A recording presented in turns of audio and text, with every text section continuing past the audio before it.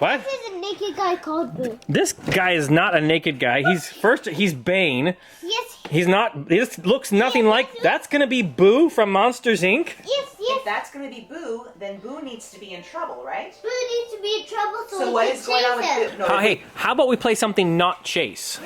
No, rescue him, Daddy. Okay, put him on top of the Did you hear that? Rescue him. I did hear that. Yeah. Oh. Rescue is just another form of chase. Welcome back to a Saboteur's Guide. I've had a small problem. And the problem is my son Riker doesn't know how to tell a story. He is constantly looping in and out of chase and crash. Riker was born with Sturge-Webers, and he has a mental condition that makes it so that his left and right brain don't speak at the same frequency. Oftentimes when Riker is telling stories, he gets stuck in an aspect of the story where a character chases another character, or characters collide and crash into each other. But more complicated things like a conversation or a mystery or you know, even hide and go seek, they just go right over his head. Previously, whenever we've tried to get Riker to play in the town, he gravitates towards vehicles. Initially I thought, well, I could just take all the cars away. I could just make all the Lego cars go into a bin. I could hide all the Lego cars, and then he wouldn't be able to have Lego cars to play with. And I tried that for a little while,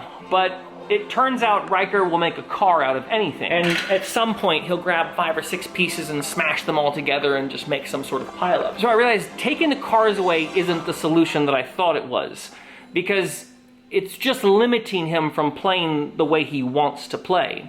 Instead, I need to make other forms of play more interesting to him. Or I need to make playing within a story that is more complicated than chase and crash interesting to him. So I've been trying to come up with a solution to this problem. The solution I've come up with is a redesign of our Lego town. So there's a few things that I've changed in the design of the town to allow it to be a place where Riker could learn to tell a complicated story. Or maybe he can learn to participate in the telling of a complicated story. One of the other things I've been trying to keep in mind is video game design. In video games, there's a few different things that the game does to essentially trick the player into participating in a story that they do not know that they're a part of. One of the things that video games do to help players interact with a storyline is give small fetch quests, or small missions, essentially.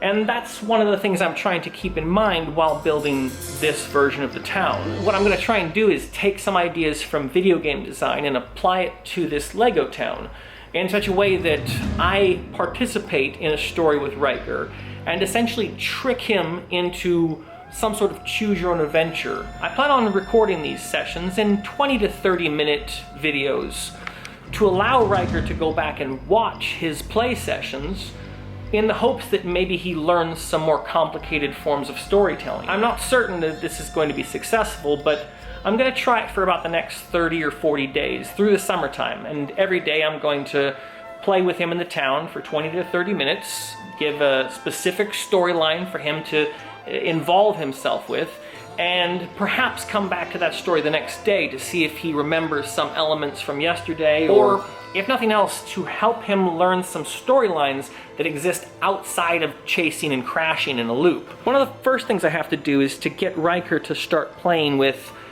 people or characters instead of constantly playing with cars. I do know that video games, especially interesting video games, have helped me in the past. Myst and the game Control helped me learn how to read.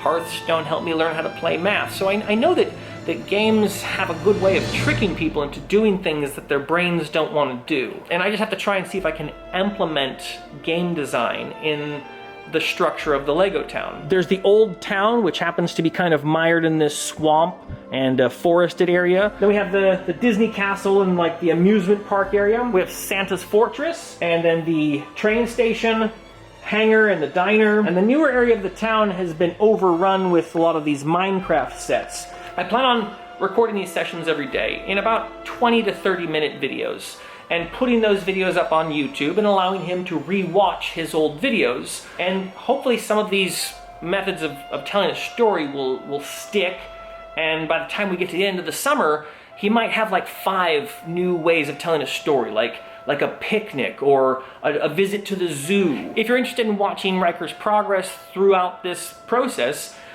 feel free to hit the subscribe button and hit the notification bell, and you'll see when the video pops up every day. And if you know anyone who has a child with autism or Tourette's, my other thought would be that maybe this type of storytelling would be helpful for that child. It's hard for me to know exactly what makes it so that Riker's constantly playing Crash and Chase. Hopefully through this process I'll figure something out. I'm hoping to learn more about his disability and maybe learn more about why he has a difficult time playing out complicated stories. I'll probably make another video giving a tour of the town when I actually get everything all laid out. Thank you very much for your time and your interest in Riker's story. May God be with you. I know that he loves us.